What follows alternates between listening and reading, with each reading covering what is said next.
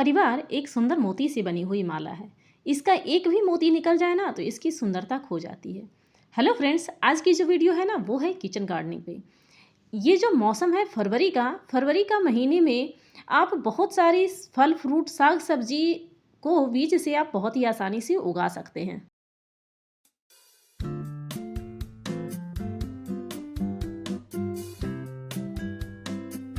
तो साग सब्जी उगाने के लिए किन किन बातों का ध्यान रखें, कौन कौन सी साग सब्जी फल फ्रूट हम अपने किचन गार्डन में उगा सकते हैं।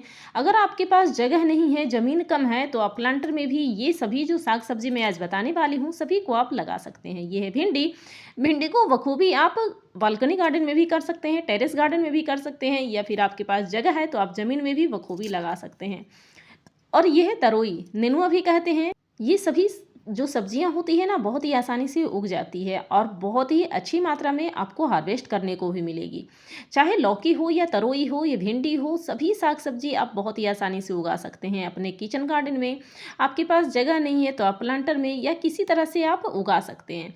कई कई साग सब्जी तो ऐसी है ना जो छोटे से छोटे डब्बे में भी आप बहुत ही आसानी से उगा सकते हैं, आपको बिल्कुल परेशानी नहीं होती है। बस ध्यान रखना होता है रिच सॉइल का। अगर जो आप अच्छी मिट्टी बनाकर इन साग सब्जियों फल फ्रूट सभी को आप जब लगाएंगे ना तो बहुत ही अच्छी से आपको हार्वेस्टिंग को मिलेगी और पूरी गर्मी पूरी बरसात तक ये बहुत ही अच्छी फल देती है। बस थोड़ी थोड़ी केयर टिप्स अपनाते रहिए। जैसे कि मिट्टी बनानी है, पहली बात है कि मिट्टी जैसी बनानी है तो मिट्टी में हम मोरंग लेंगे, मोरंग जरूर लीजिएगा। जैसे फ्लावरिंग के लिए हम मिट्टी बनाते हैं ना बिल्कुल उसी तरीके से चाहिए। वेल ड्रेन सॉइल चाहिए, अच्छी रिच सॉइल चाहिए तो मोरंग लेंगे, गार्डन सॉइल लेंगे, वर्मी कंपोस्ट लेंगे, या आप कोकोपीट भी ले सकते हैं क्योंकि गर्मी में पानी का बहुत ही प्रॉब्लम हो जाता है, बहुत ज़्यादा वाटरिंग करना पड़ता है। तो कोकोपीट अगर जो आप सॉइल मीडिया में मिक्स कर लीजिएगा ना तो सॉइल मीडिया में अच्छी नमी बनी रहेगी। क्योंकि अब टाइम टू टाइम अगर जो कभी बाहर भी जाना पड़ जाता है हम लोगों को तो एक दो दिन वो झेल जाता है। अगर आप कोकोपीट नहीं मिलाइएगा तो आपको हमेशा से ही पानी देना पड़ेगा, सुबह में भी शाम में भी दोनों टाइम पानी देना पड़ेगा। अगर जब आप प्लांटर में लगा रहे हैं तो ज़मीन में लगा रहे हैं तो एक टाइम वाटरिंग सी चल जाती है क्योंकि ज़मीन में जगह बहुत होती है और पानी को वो एब्जॉर्ब करके रखी रहती है, तो बहुत ज़्यादा परेशानी नहीं होती है। जितनी भी साग सब्जी मैं दिखा रही हूँ सभी के नाम भी मैं लिख दे रही हूँ साथ के साथ। तो ये सभी साग सब्जी फल फ्रूट आप बहुत ही आसानी से टेरेस गार्डन, बालकनी गार्डन या फिर आप ज़मीन में बहुत ही आसानी से उगा सकते हैं। बहुत ही आसानी से ये सभी साग सब्जी उग जाती है और पूरे गर्मी पूरे बरसात आप इंजॉय कर सकते हैं। तो ये है तरबूज। तरबूज को भी आप बहुत ही आसानी से उगा सकते हैं और अच्छी खासी मात्रा में इसमें फ्रूटिंग भी हो जाती है, बहुत ज़्यादा केयर भी नहीं करनी पड़ती है। लेकिन जब आप तरबूज या फिर आप खरबूजे उगा रहे हैं तो उसके लिए आप बलुई मिट्टी का चुनाव करें। ज़्यादा से ज़्यादा बालू रहेगी ना मिट्टी में तो वो अच्छी फ्रूटिंग होगी और बहुत ज़्यादा पानी इसमें देने की ज़रूरत भी नहीं पड़ती है, तभी अच्छी फ्रूटिंग आपके यहाँ ये मिलेगी। और बहुत सारी साग सब्जियां हैं, जैसे ये हैं बैगन, ब्रिंजल तो बहुत ही आसानी से उग जाती है। छोटे से छोटे प्लांटर में ना भर भर के ये फ्रूटिंग करती है और ज़्यादा केयर भी नहीं करनी पड़ती है। इसी तरीके से ये है गर्मियों में फलने वाला ये टमाटर। सर्दियों में भी आप टमाटर लगाते हैं लेकिन गर्मी में भी आप टमाटर लगाइए तो बहुत ही आसानी से इसमें फ्रूटिंग होगी और बहुत ही अच्छी हार्वेस्टिंग को मिल जाती है। तो जो घर में सभी साग सब्जी आप उगा सकते हैं, थोड़ी सी केयर कर लेने के बाद, तो क्यों ना उगाएं। हेल्दी उगाएं, हेल्दी खाएं और हेल्दी रहें। तो यही तो मेरा फार्मूला है। आप भी इस चीज़ को ज़रूर अपनाइएगा। थोड़ा थोड़ा आप गमले में ज़रूर उगाइए, आपको बहुत सुकून मिलेगा। जो पौधों से सुकून मिलता है ना वो कहीं किसी चीज़ से नहीं मिलती है। आप कितनी भी टेंशन में हो, कितनी भी परेशानी में हो, आप प्लांट के पास जाके बैठ जाइए, उसकी देख रेख करने लगिए तो सारी परेशानी आप उस क्षण भर के लिए तो ज़रूर भूल जाइएगा। हाँ, परेशानी तो ख़त्म नहीं होती है, परेशानी तो रहती ही है, लेकिन जब आप केयर कीजिएगा ना जिस टाइम पे प्लांट का, उस टाइम पे तो आप ज़रूर भूल जाइएगा कि क्या मुझे परेशानी है, क्योंकि उस टाइम में तो आप पौधों में बिजी हो जाते हैं ना। इसीलिए आप बीन्स की भी लगा सकते हैं। बीन्स की बीज ना मार्केट में बहुत ही आसानी से मिल जाती है, किसी भी बीज भंडार में आप चले जाइए तो वहाँ मिल जाती है। या नर्सरी वाले भैया भी रखते हैं, पौधे भी रखते हैं या बीज भी रखते हैं। हमारी तरफ तो बीज मिलती है तो मैं बीज ही लाती हूँ और बीज से ही उगाती हूँ। तो इस तरह से अच्छी खासी मात्रा में ये सभी फ्रूटिंग होती रहती है। अगर आप साग के शौकीन हैं, पत्तेदार सब्जियों के शौकीन हैं, तो ये लाल चौलाई इस टाइम पे ज़रूर लगाएँ और बहुत ही अच्छी होती है, बहुत ही टेस्टी होती है। और ये जो गर्मियों का मौसम है, इसमें तो पुदीना लगाना बनता है, तो पुदीना आप ज़रूर से ज़रूर लगाएँ। पुदीना गर्मियों के लिए बहुत ही अच्छा होता है, पेट को ठंडक देती है और इसकी तासीर ना बहुत ही ठंडी होती है। तो गर्मी में तो पुदीना सभी लोग यूज़ करते हैं और यूज़ करना भी चाहिए, तो पुदीना आप ज़रूर लगाइए। अगर जो आपको कहीं से कटिंग मिल जाती है, तब भी आप एक प्लांटर में तो आप पुदीना लगा ही दीजिए। ताकि आपको पूरी गर्मी आप इसका यूज़ कर सकें और बहुत ही फ़ायदेमंद भी होती है।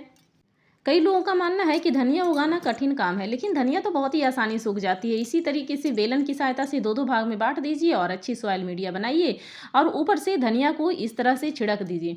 तो देखिएगा कि धनिया फटाफट से निकल आती हैं और गर्मियों में तो धनिया निकलने में परेशानी भी नहीं होती है और आप पूरे सीजन धनिया का मज़ा ले सकते हैं और बहुत ही आसानी से उग भी जाती है। तो इसका पानी ना हमेशा से ही ध्यान रखें, इसमें पानी बिल्कुल सूखनी नहीं चाहिए, पानी हमेशा से ही देते रहें, ऐसा नहीं कि ओवर वाटरिंग कर दें, लेकिन इसकी मिट्टी सूखनी नहीं चाहिए। अब मैं दिखाती हूँ कि किस तरह से बीजों को मैं ग्रो कर रही हूँ कि फटाफट से इस टाइम पे ये ग्रो हो जाए, क्योंकि इस टाइम पे जो फरवरी का महीना होता है ना, इस टाइम पे सारे साग सब्जी फल फ्रूट सभी लगाना बहुत ही ज़रूरी है, लेकिन ग्रो होने में थोड़ा सा टाइम लगता है। तो फटाफट से ग्रो कैसे करें, किस तरह से करें, वो भी मैं आज आपके साथ दिखा रही हूँ। तो सारे के मैं बीज यहाँ पर खरीद कर ले आई हूँ। थोड़े हाइब्रिड भिंडी हैं, थोड़े से ये देसी वाली भिंडी हैं, धनिया है, यहाँ लोबिया हैं, खरबूजे हैं, तरबूजे हैं, करेले हैं, सभी तरह की मैं यहाँ पर ले आई हूँ बीज।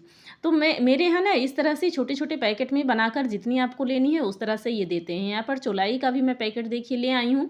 वो भी मैं इस सीज़न उगाने वाली हूँ, हमेशा से ही उगाती हूँ, लेकिन इस साल ना मैं आपके साथ शेयर कर रही हूँ। यहाँ ये है पीली वाली गाजर जो मैं लगाने वाली हूँ और हमेशा से ही लगाती हूँ, हर साल लगाती हूँ, तो सोचूँ चलो इस बार ना आपके साथ शेयर कर लूँ, क्योंकि मुझे तो अच्छी खासी हार्वेस्टिंग मिल जाती है, आप भी मेरे साथ ज़रूर हार्वेस्ट कीजिए। तो यहाँ पर मैं ना लगाने वाली हूँ कोकोपीट में। कोकोपीट को मैंने पहले से धोकर, सुखाकर अच्छी तरीके से पहले से ही रखे हुए थे, लेकिन जब बीज लगाने की बारी आती है ना, तो पहले कोकोपीट को एक बर्तन में गीला कर लीजिए अच्छी तरीके से, ताकि आपको ग्लास में पानी ऊपर से डालना ना पड़े। यहाँ पर सभी मैं डिस्पोजल ग्लास में ही लगा रही हूँ ताकि पौधों को शिफ्ट करने में आसानी हो। तो इस तरह से देख रहे हैं कि कोकोपीट को मैंने सिर्फ कोकोपीट लिए हैं, यहाँ पर दूसरी किसी चीज़ नहीं डाली हूँ और यहाँ पर सभी में मैं गीला कोकोपीट डाल रही हूँ और बीज एक गिलास में 3 से 4 डाल रही हूँ, बहुत ज़्यादा नहीं डाल रही हूँ और थोड़ा सा कोकोपीट ऊपर से भी रख रही हूँ। तो इसी तरीके से सारे को मैं यहाँ पर डाल देती हूँ सभी बीज। यहाँ पर लौकी भी है, तरोई भी है, खीरा भी है, खरबूजे हैं, तरबूज हैं, ककड़ी हैं, करेले हैं, तो सभी बीज को ना मैं यहाँ पर डाल रही हूँ। अब बात आती है लोबिया की और भिंडी की। तो लोबिया और भिंडी ना मैं डायरेक्ट यहाँ पे मेरे यहाँ ज़मीन बहुत है, तो मैं डायरेक्ट ज़मीन में लगाने वाली हूँ। अगर आपके पास प्लांटर है तो आप प्लांटर में डायरेक्ट ही लगाएं, क्योंकि लोबिया और भिंडी ना इसको शिफ्ट करने में थोड़ी सी दिक्कत होती है, क्योंकि एक पौधे तो लगाने नहीं होते हैं, बहुत सारे पौधे लगाने होते हैं। तो डायरेक्ट आप प्लांटर में शिफ्ट कीजिए। बालकनी गार्डनिंग कर रहे हैं, टेरेस गार्डनिंग कर रहे हैं, तो जहाँ पे आपको लगानी हो ना डायरेक्ट वहीं पे लगाएं। मैं तो डायरेक्ट ज़मीन पे ही लगाऊंगी, क्योंकि मेरे यहाँ ना ज़मीन बहुत है। तो इस तरह से सारे ग्लास में मैं जितने ग्लास थे हमारे पास डिस्पोजल, सभी में इस तरह से शिफ्ट कर रही हूँ। एक ग्लास में जैसा मैंने बताया 3 से 4 बीज डाल रही हूँ और कोकोपीट पहले से गीला करने से ये फ़ायदा होता है कि ऊपर से पानी देने की परेशानी नहीं होती है और कोकोपीट जल्दी सूखता भी नहीं है, तो डेली इसमें वाटरिंग भी नहीं करनी पड़ती है। तो इस तरीके से आप देख रहे हैं कि सारे के बीज को मैं यहाँ पर लगाते जा रही हूँ।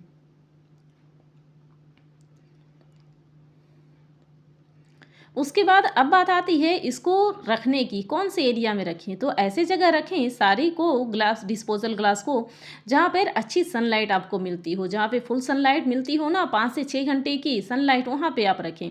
और धनिया ये लोबिया जो मैं दिखा रही हूँ सबको डायरेक्ट मिट्टी में लगाऊंगी, गाजर भी तो डायरेक्ट सनलाइट में रखें और जहाँ पे डायरेक्ट सनलाइट आती हो वहीं पे इसकी जर्मिनेशन फास्ट होगी।